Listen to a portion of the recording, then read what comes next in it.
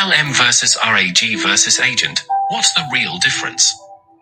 AI is everywhere right now, but not all AI is the same.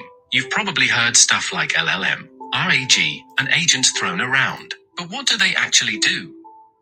And why should you care? Let's make it super clear, no fluff, just real talk. Ready?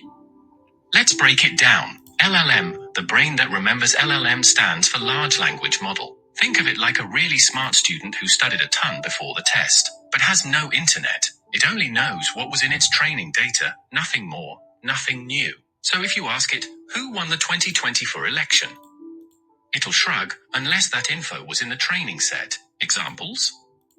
GPT-4, Claude, LLaMA 3, all LLMs. They're smart, but stuck in the past. This is what about LLM. And now let's go for RAG, the brain that looks things up. RAG, it stands for Retrieval-Augmented Generation. Imagine giving our smart student access to Google, but instead of random searching, it pulls up exactly what's relevant.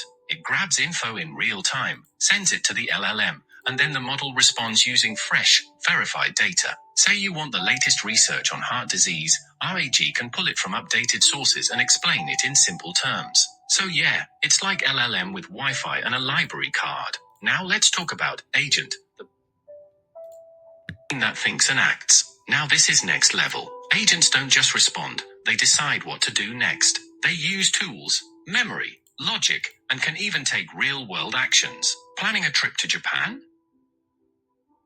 An agent can check real-time flights, compare hotels, build a full itinerary, book everything, even send follow-up emails. It's like an AI assistant with a to-do list, and it gets things done. So here's the takeaway. LLMs are smart, RAGs are smarter, but agents, they're like digital employees, thinking, acting, evolving. If this helped you understand the AI landscape better, give it a thumbs up and hit subscribe for more.